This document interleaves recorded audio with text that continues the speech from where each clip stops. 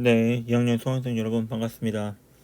오늘은 이제 우리가 지난 시간에 살펴봤던 70년대 경제정책에 이어서 80년대로 다시 돌아와서 80년대 정치적인 변화를 좀 살펴볼까 합니다. 그래서 작은 소단원의 제목은 6월 민주항쟁과 민주주의 발전이라는 건데요. 6월 민주항쟁은 1987년에 일어났던 87년 6월에 일어났던 전국민적인 민주화 운동을 말합니다. 이때 가장 대표적으로 내세웠던 구호는 대통령을 직접 국민들이 선출하게 하는 직선제로 헌법을 바꾸라는 직선제 개헌에 대한 요구들이 나오게 되고, 결국에 이 전두환이 국민들의 직선제 요구에 굴복하면서 헌법을 개정하게 되는 결과가 나오게 되죠. 그러면서 이제 우리나라의 민주주의가 발전되게 되는 중요한 또 계기가 됐던 게 바로 1987, 1987년에 있었던 이 6월 민주항쟁입니다.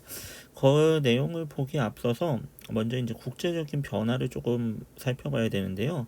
국제적인 변화가 냉전 체제가 이제 끝나간다라는 게 가장 중요한 내용이에요. 그래서 뭐 긴 내용들이 쭉 있는데요. 여러분 여기서 용어만 좀 간단하게 설명드리면 제3세계라는 말은 우리가 자본주의 진영을 대표하는 미국이란 국가, 그리고 또 공산주의 진영을 대표하는 국가인 소련, 이 양쪽 편으로 나눠져서 치열하게 보이지 않는 경쟁을 했던 게 냉전이지 않습니까?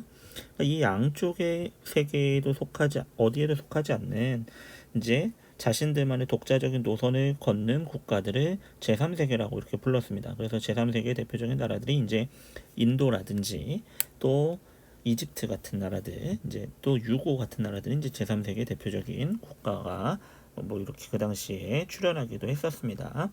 그러다가 이제 냉전이 이제 베트남 전쟁과 또 쿠바 미사일 위기란 건 뭐냐면, 쿠바는 미국이란 나라 바로 밑에 있는 작은 국가거든요. 이 쿠바가 공산주의 국가예요. 여기에 소련이 자신들의 미사일 기지를 세우려고 합니다. 그럼 누가 봐도 미국의 본토를 겨냥한다라는 것밖에 해석이 안 되잖아요. 그래서 미국과 이 소련 사이에 아주 전쟁 직전까지 가는 위기 상황이 62년도에 발생하기도 해요. 61년, 62년 사이에. 그리고 또 미국이 베트남을 침공하면서 베트남이 그 당시 이제 공산주의 국가가 되는 걸 막기 위해서 미국이 베트남을 침략하거든요. 그래서 이러한 베트남을 또 공산주의 국가인 소련과 중국 등이 지원하면서 이 냉전의 분위기가 아주 이제 고조되는 그러한 일이 60년대에 있었단 말이에요. 그러다가 60년에 무엇보다 중요한 건 바로 이거예요. 닉슨 독트린이라고 해서 1969년 미국 대통령 닉슨이 발표했던 건데요. 내용은 다음과 같죠. 미국이 이제 아시아에서의 어떠한 일이 벌어지더라도 무력 개입을 하지 않겠다. 그런 내용들이 이제 닉슨 독트린의 중요한 내용이에요. 그래서 베트남에서 철수하고 더 나가서 아시아에서 이제 미국의 무력 개입을 중단하겠다는 선언을 하면서, 이것이 계기가 돼서 결국에 어떻게 됩니까? 공산주의 국가였던 중국과 미국이 수교를 하게 되고요. 더 나가서 중국이 또 유엔에 가입을 하면서 이 자본주의 진영과 공산주의 진영 간의 냉전이 차츰차츰 분위기가 변하게 됩니다. 그래서 여러분 학습지에 쓸 것들을 미리 좀 보겠습니다. 그래서 여기 미리 써놨는데요. 이렇게 써놓으시면 될 것 같아요. 전 세계의 분위기, 미국의 대외 정책 자체가 그 전까지는 공산주의에 반대하는 반공 정책에서 공산주의 국가들과도 함께 평화를 하는, 평화 공존을 추구하는 대외 정책으로 바뀌게 됩니다. 닉슨 독트린이 이러한 외교 정책의, 미국의 외교 정책의 변화를 보여주는 대표적인 선언이라는 거죠. 그러다가 이제 다시 PPT로 좀 돌아오면, 냉전이 완전히 해체된 거는요 1989년이고요. 여러분 그 학습지에 몰타라고 쓰시면 됩니다. 몰타라는 곳에서 미국과 소련의 대통령 지도자가 만나서, 사진 속에 나오는 것처럼 미국과 소련의 두 나라 정상이 만나서 냉전을 끝내는 것들을 공식 선언하게 됩니다. 그러고 나서 독일이란 나라도 원래 동독과 서독으로 분리가 돼서, 서독은 자본주의, 동독은 공산주의, 이렇게 체제가 다른 하나의 나라가 분단돼서 이렇게 냉전의 또 하나의 상징처럼 여겨지던 유럽에 있던 독일이 통일되게 돼요. 그게 1990년이고요. 베를린 장벽이 무너졌다는 말을 우리가 흔히 쓰죠. 베를린이라는 지역이 독일의 수도였는데, 여기도 동베를린, 서베를린 이렇게 나눠져서 장벽이 있었는데요. 이 장벽이 무너지면서 독일이 통일되고, 결국에 독일의 통일은 냉전의 종식의 하나의 또 시그널이 됐고, 마지막 공산주의 진영의 대표적인 국가였던 소련이란 뜻 자체가 뭐예요? 소비에트 연방이라고 해서 러시아와 그 주변에 있는 카자흐스탄, 우즈베키스탄 등 여러 개의 나라들이 하나의 연합 국가를 이룬 건데요. 이게 붕괴되게 됩니다. 소련이 해체되는 게 바로 1991년입니다. 그러면서 사실상 공산주의 세계가 무너지면서 냉전은 끝나게 되는 거죠. 따져보면 공산주의 체제가 자본주의 체제에 패하면서 냉전이 종식된 거거든요. 그렇게 이해하시면 될 것 같고요. 우리 학습지에 들어갈 내용 몰타 회담까지 한번 써놓으시면 될 것 같고, 이게 이제 닉슨 독트린 발표 이후에 미국 대통령이었던 닉슨이 중국을 방문해서 중국의 그 당시 지도자였던 마오쩌둥을 만나게 되면서 미국과 중국 간의 서로 수교, 국교 관계를 재개하는 그러한 하나의 중요한 신호탄이 되기도 했던 사건입니다. 미국과 중국의 이런 정상들이 만나는 사진이고요. 그런 다음에 냉전이 끝난 90년대 이후에는 전 세계에서 유일하게 미국만이 이제 초강대국이 되는 거죠. 왜? 그 전까지 미국과 같이 좀 대등한 위치에서 대립을 하던 소련이 사라지게 되거든요. 그러면서 미국이 초강대국이 되고 EU라고 불리는 유럽연합이 출범하게 되고 중국이 또 2000년대 이후에 세계에서 급성장하면서 지금 세계의 질서는 뭐 중국과 미국 이 두 나라가 또 초강대국으로 자리를 잡고 있는 그러한 흐름이 전개되고 있죠. 그리고 가로에 들어갈 말입니다. 빈칸에 신자유주의라고 쓰시면 되는데요. 경제적인 면에서는 신자유주의는 뭐냐면 말 그대로 자본주의라는 것은 수요와 공급에 의해서 시장의 물건 가격이 결정되는 거잖아요. 근데 이 자본주의에서 찾아오는 어려움이 바로 우리가 잠시 앞에서 봤던 공황이라는 문제가 발생한다고 했어요. 경제에서 공황이란 게 뭡니까? 물건을 팔고자 하는 사람들은 공급을 많이 해서 더 많은 물건을 팔아서 돈을 벌고 싶은데 사람들의 수요는 이 공급을 따라가지 못한다 그랬잖아요. 그래서 물건이 남아 돌고 물건이 남아 도니까 공장은 문을 닫게 되고 안 팔리니까 공장에 일하는 사람들은 실업자가 되고 실업자가 된다라는 건 노동자는 곧 시장에선 소비자인데 더 이상 소비 능력이 계속해서 떨어지는 이 경제적인 악순환이 생겨나는데 이러한 것들을 해결하기 위해서 정부가 시장에 개입을 하게 된다라는 거죠. 개입을 해서 공공 복지라든지 공공 근로 같은 것들을 이렇게 사업을 펼쳐서 어려워진 사람들, 경제적인 위기를 겪는 사람들을 지원하는 이러한 자본주의를 수정하는 수정 자본주의가 2차 세계대전부터 나온단 말이에요. 근데 이 수정 자본주의의 특징은 뭐냐면 국가가 적극적으로 시장에 개입을 한다는 거죠. 세금도 부자들에게 더 많이 걷고 그리고 그걸 통해서 가난한 사람들에게 복지 같은 것들을 시행하는데 그러다 보니 돈 많은 부자들과 기업들은 이러한 정부의 개입에 불만을 가질 수밖에 없는 거죠.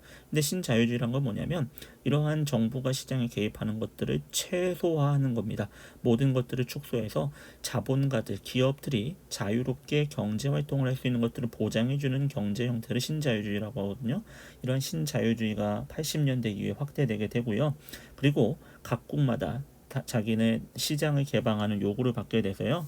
1995년에는 WTO라는 세계 무역기구가 출범해서 나라와 나라 사이 간에 자유로운 무역을 추구하는 분위기가 만들어지게 되는 거고요. 더 나아가서 2000년대 이후에는 국가와 국가 간의 자유무역협정이라는 FTA가 체결되는 것들이 확대되면서 이 세계 경제가 이제 신자유주의의 체제 하에 들어가면서 자본주의, 자유로운 나라와 나라 사이에 이런 경제적인 장벽이 사라지는 현상들이 나타났다는 거죠.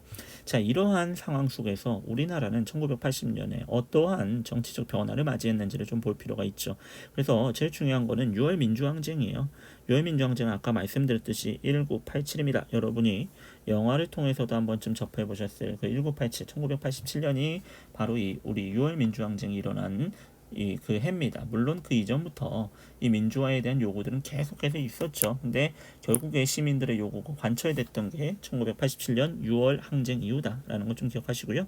대통령 직선제 아까 말씀드렸죠. 6월 민주항쟁에서 민주화를 요구하는 시민들이 가장 대표적으로 내걸었던 구호가 대통령을 국민이 직접 뽑게 하는 직선제 요구였다는 거죠. 자, 이 6월 민주항쟁의 배경 중에 하나가 바로 1987년 1월경에 발생했던 서울대 학생이었던 박종철이라는 학생이 이 경찰의 고문 과정에서 사망하는 사건입니다. 그게 바로 박종철 고문치사고요. 이 사건의 진실을 요구하는 민주주의 또 진실과 민주주의를 요구하는 이러한 시민들 대학생들의 움직임이 결국에 6월 민주항쟁으로 이어지게 되는 거죠. 87년 1월에 박종철 고문치사 사건이 발생하게 되거든요. 근데 이 고문 사건을 정부에서는 은폐하기 위해서 이제 각종 은폐 노력을 하게 됩니다. 그래서 이제 국민들의 더 분노를 이제 공분을 사게 되는 거죠. 자, 4.13 호원 조치는 4월 13일에 호원이라는 뜻을 좀 기억하셔야 됩니다. 헌법을 수호한다는 뜻이에요.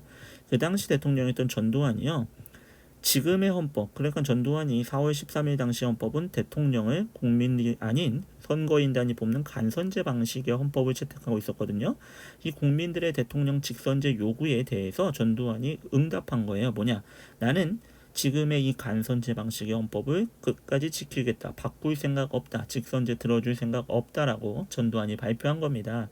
즉 전두환은 직선제 요구를 거부하게 되는 거죠. 그러니까 이제 이 직선제 요구를 비롯한 민주화의 불꽃들이 시민들 사이에서 더 커지게 되는 일이 벌어집니다.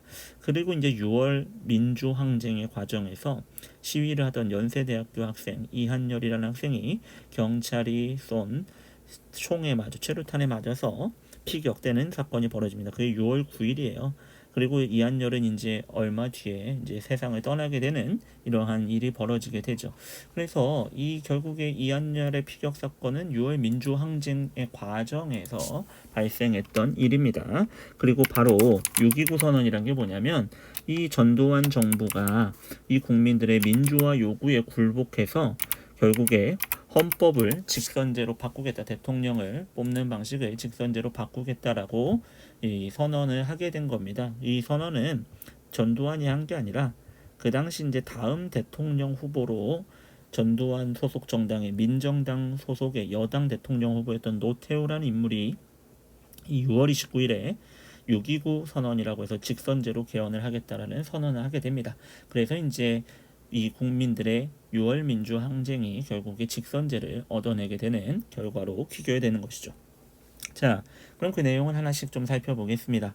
이 직선제 개헌 요구가 87년에 갑자기 일어났던 건 아니라는 거죠. 전두환 정부 내내 계속해서 이러한 직선제 요구가 일어날 수밖에 없었던 건 뭐냐면 전두환이 유신헌법을 바꿨어요. 그렇죠? 분명히 7년 단임에 대통령제로 헌법을 바꿨지만 결국에 이거는 대통령을 국민이 직접 뽑지 못했단 말이에요. 간선제에 불과한 반민주적인 선거를 통해서 대통령이 선출됐단 말이죠. 그래서 국민들은요, 민주주의라는 것은 적어도 국민의 대표인 대통령은 국민들이 뽑아야 되지 않겠냐라는 직선제 개헌을 계속해서 요구했다라는 거죠. 그리고 그래야만 이 군인 출신의 대통령이 계속해서 출연하는 걸 막을 수 있다라고 생각했던 거예요. 생각해 보세요.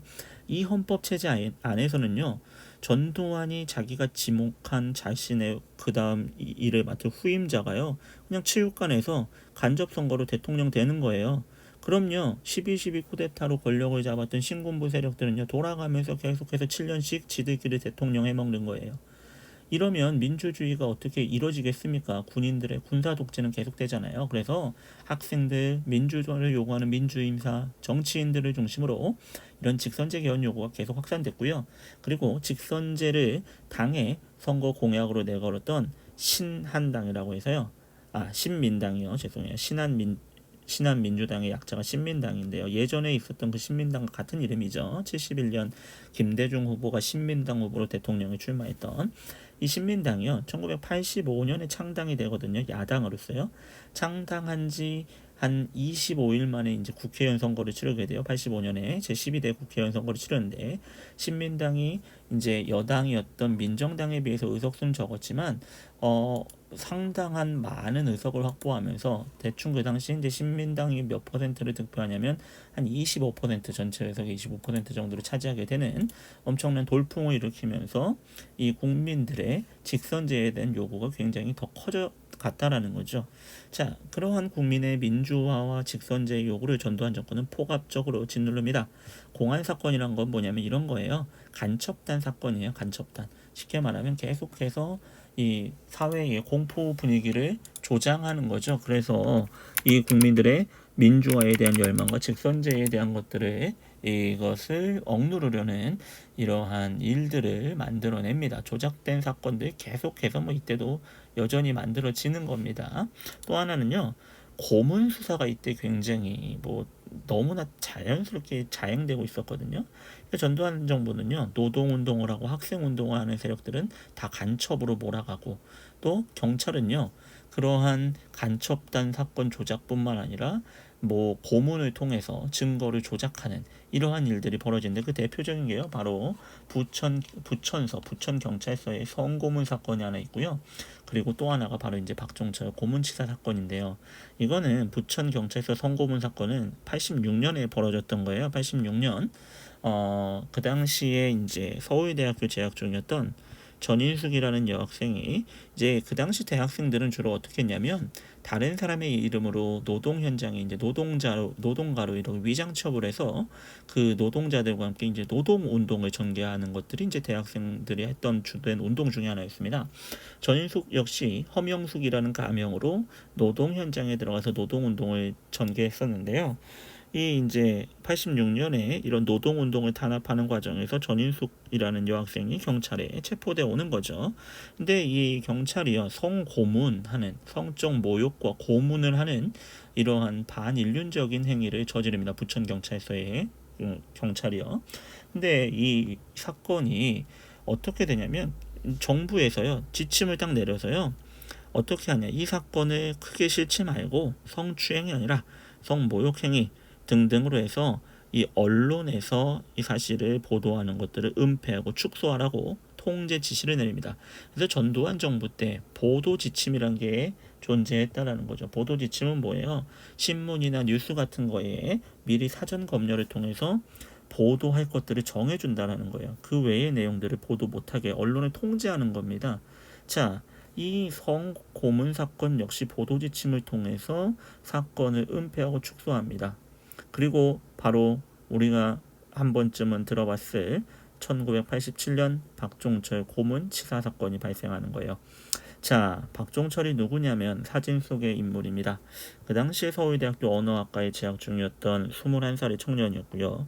이 박종철이 왜 갑자기 이 경찰서에 잡혀갔냐면 바로 이 사람 때문에 잡혀갔는데 이 맨 아래쪽에 있는 인물이 누구냐면 박종훈이라고 그 당시 서울대학교에 이제 박종철 학생의 선배예요. 선배인데 이 사람이 이제 그 당시에 이제 수배령이 내려져 있던 인물이거든요. 노동운동 이런 거에 참여 학생운동 하다가 이 박종훈과 박종철은 이제 뭐 대학교 선후배 사이여서 박종훈의 행방을 알기 위해서 박종철이라는 학생을 경찰이 잡아가서 이제 취조하기 시작했던 거예요.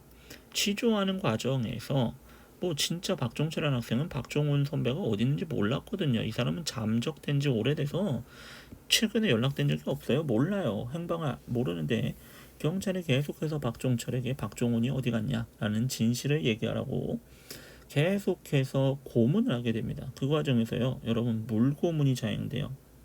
여기가 사건 현장에 가서 그 당시 남영동이라고 하는 이 남영동 여기에요.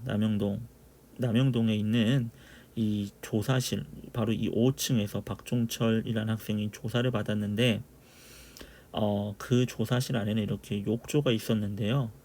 물을 틀어놓고 박종철이라는 학생을 이 욕조 안으로 고개를 강제로 잡아 들어가지고 집어넣어가지고 물 고문하는 그러한 일을 벌이게 되는 거죠. 이분은 박종철 열사의 아버님이에요. 아버님이 이제 그 사건 현장에 가서 나중에 이 남영동의 이 조사실이 공개되고 나서 실제 사건 현장에서 자신의 아들이 조사받던 장소에 가서 이렇게 욕조를 보고 계신 그림입니다. 어쨌든 물 고문에 의해서 대학생인 박종철이 사망하게 됩니다. 근데 이 전두환 정부는 이것도요 은폐하지. 어떻게 은폐하냐? 여러분 유명한 말이에요.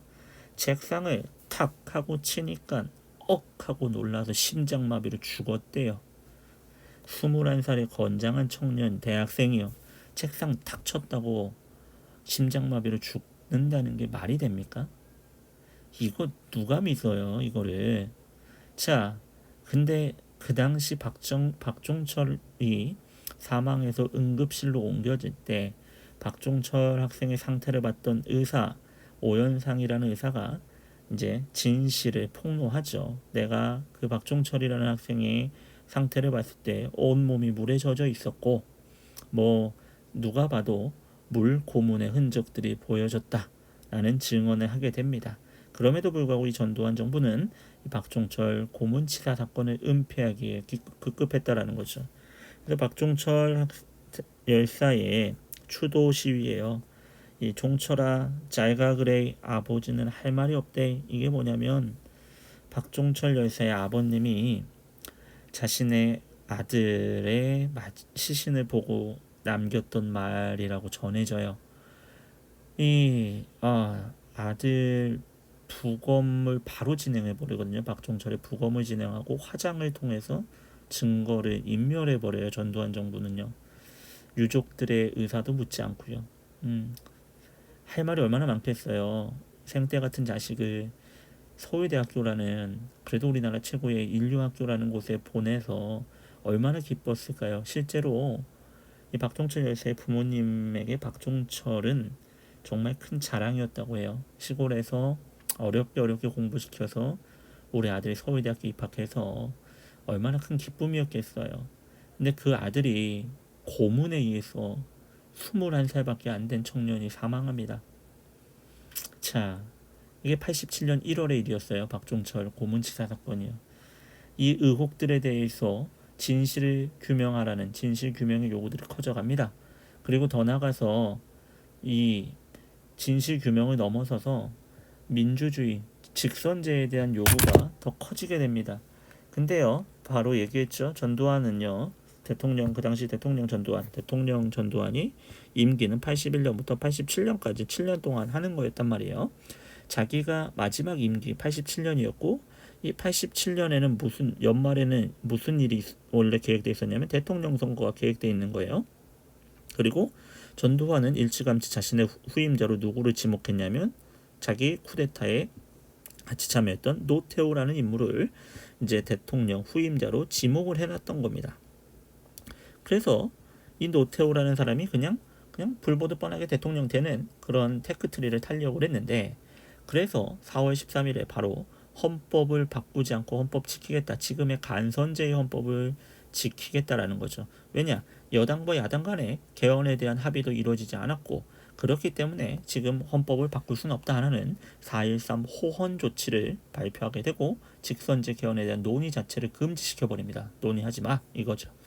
자, 그래서 여러분 그 빈칸에 채울 것들을 좀 채우고 가죠. 빈칸에 채울 거는요, 일단 여기에요. 보도 지침이라고 써놓으시면 됩니다. 보도 지침을 내려서요, 언론을 통제합니다.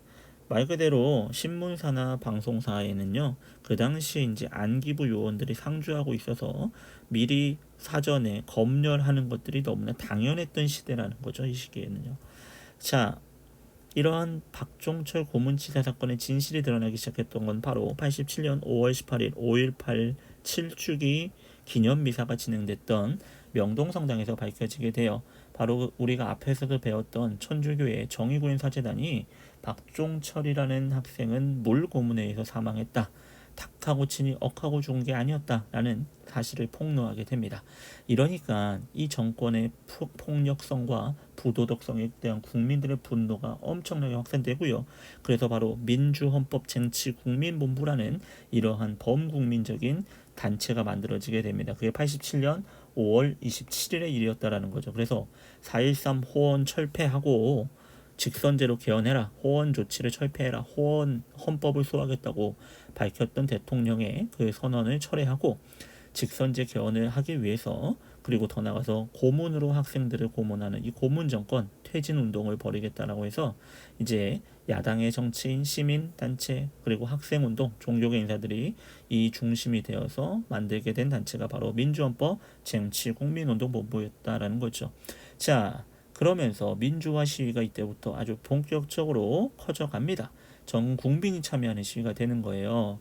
그게 이제 가장 열기가 뛰었던 게 바로 6월입니다. 6월 민주항쟁이라고 불리는 이유가 바로 6월에 이 민주화에 대한 요구가 가장 크게 불타올랐다라는 거죠.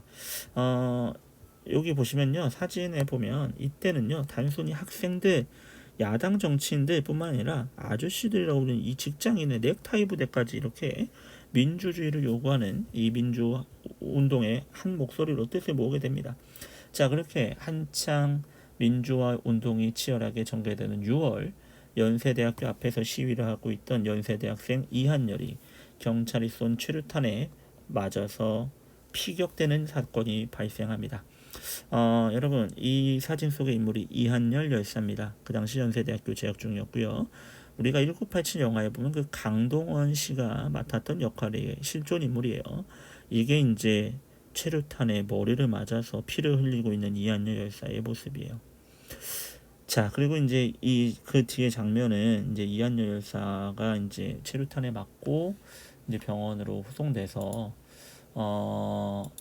이제 6월 9일에 이렇게 최루탄에 맞다가요 사경을 헤매게 되죠. 그러다가 한 며칠 뒤에 7월 5일, 그러니까 한 달 정도 뒤에 세상을 떠나게 됩니다. 그리고 이건 이제 그 당시에 6월 서울시청 앞에 모였던 민주주의를 요구하는 시민들의 모습입니다. 그리고 이거는 아까 말씀드린 것처럼 이 직장인들도 이렇게 민주화운동에 참여하고 있는 모습이고요. 이 사진은 유명한데 이게 이제 6월 민주항쟁의 대표적인 사진이에요. 부산에서 찍힌 사진으로 전해지는데 뭡니까? 민주주의 6.29 선언이 이렇게 나타나게 되면서 국민들이 원했던 직선제 개헌을 쟁취하게 된 기쁨을 이렇게 시민이 이렇게 표현하고 있는 것들이 사진에 이렇게 남아 있습니다. 자, 어쨌든 이한열이라는 대학생까지 이렇게 최루탄에 또 맞아서 피격되는 일까지 벌어집니다. 그러니까 어떡합니까? 아까 우리가 위에서 살펴봤던 민주헌법 쟁취후 국민운동본부는요, 범국민 민주항쟁을 선언하고 바로 그 다음 날인 6월 10일부터 이제 국민들이 참여하는 전국 각지의 대규모 시위가 벌어지게 되는 거예요. 자, 이한열이 총에 맞았어요. 최루탄에 맞았을 때요. 이때는요, 아까도 얘기했듯이 그 당시에 여당이었던 민정당은요, 지들끼리 대선 후보 선출하는 과정을 거쳐서요, 노태우 대통령 후보로 선출하고요, 간접 선거로 대통령 후보 지명해서 또 대통령 해먹게 하겠다고 그런 일을 벌이고 있었다고요. 국민들이 이렇게 직선제를 요구하는 민주화 시위를 하는데 그걸 외면하면서요.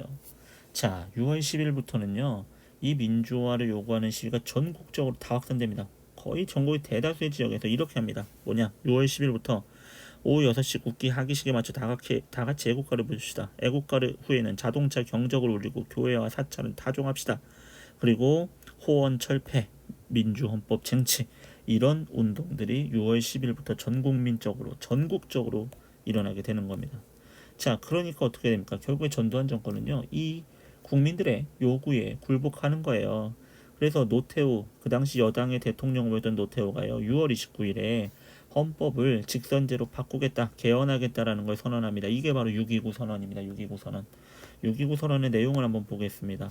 6.29 선언입니다. 보시면 직선제 개헌을 하겠습니다. 그리고 선거를 새 헌법에 의해서 직선제로 국민들이 대통령을 뽑아서 거기서 선출된 대통령에게 88년 2월에 정권을 넘기겠습니다 라는 선언을 합니다. 국민이 이겼습니다. 6월 민주항쟁의 대표적인 항쟁 장소였던 서울의 명동성당입니다. 이 6월 한 달 동안요, 무려 전국에 400만 명이 이 민주항쟁에 참여했던 거예요. 87년에. 자, 결국에 국민이 이겼어요. 그래서 빈칸에 들어갈 말을 먼저 좀 정리하면요, 민주화 시위 중에 연세대학교 학생이었던 이한열이 최루탄에 피격되고 이후에 한 달 정도 뒤에 사망하는 사건이 벌어지니까 6월 10일 국민대회를 통해서 아까 우리가 봤던 민주헌법 쟁취 국민운동본부는 전국적인 이 민주화 시위를 전개하게 되고요. 결국에 대통령 후보, 민정당의 대통령 후보였던 노태우가 뭐합니까? 6.29 선언이라고 해서 6월 29일 직선제로의 개헌을 이렇게 요구하는 것들을 받아들이겠다라는 것들을 약속하게 되는 거죠. 자, 그래서 6월 민주항쟁의 의의를 좀 보면 이런 거예요. 결국 국민들은 평화적인 시위를 통해서 평화적인 군사 독재를 끝낼 수 있는 기회를 국민들이 만든 거 아닙니까? 대통령 직선제를 통해서 국민들이 군인이 아닌 세력을 정치인들 중에서 뭐 또 정권 야당 후보를 대통령으로 뽑을 수도 있는 그런 기회를 만들었죠. 그리고 더 나가서 항쟁을 거치면서 이제 시민의식이 성장하게 되는 거죠. 폭력적인 방법이 아니라 민주적인 방법으로 우리들의 요구를 이렇게 관철시킬 수 있다라는 것들을 알게 되는 중요한 사건이었다는 거죠. 근데 다음 시간에 보겠지만 결국에 87년 12월에 직선제로 바뀌어서 대통령 선거를 치르게 됩니다. 근데 여당의 후보였던 노태우 후보가 출마하고요. 그 당시 야당에서는 유력한 두 명의 정치인이었던 김영삼, 김대중이라는 두 명의 후보가 모두 출마를 하면서 야당의 표가 갈리게 되는 현상이 벌어지는 거죠. 전에도 얘기했지만 김영삼이라는 후보는 이 부산과 경남 지역에서의 지지가 탄탄했던 후보고, 김대중이라는 후보는 호남 지역에서의 지지가 탄탄했던 후보인데, 이 두 사람이 하나의 단일 후보로 나오지 못하고 각각 독자 출마하면서 여당 노태우 후보가 사실상 어부지리로 약 39%밖에 안 되는 득표율로도 대통령에 당선이 되면서 직선제로 개헌했음에도 불구하고 군인들에 의한 군사 정부가 끝나지 않고 연장되는 그러한 일들이 또 벌어지기도 됩니다. 요 스토리부터는 우리 다음 시간에 같이 배워보도록 하고요. 6월 민주항쟁과 관련된 문제를 풀면서 수업을 마무리할까 합니다. 수고하셨어요.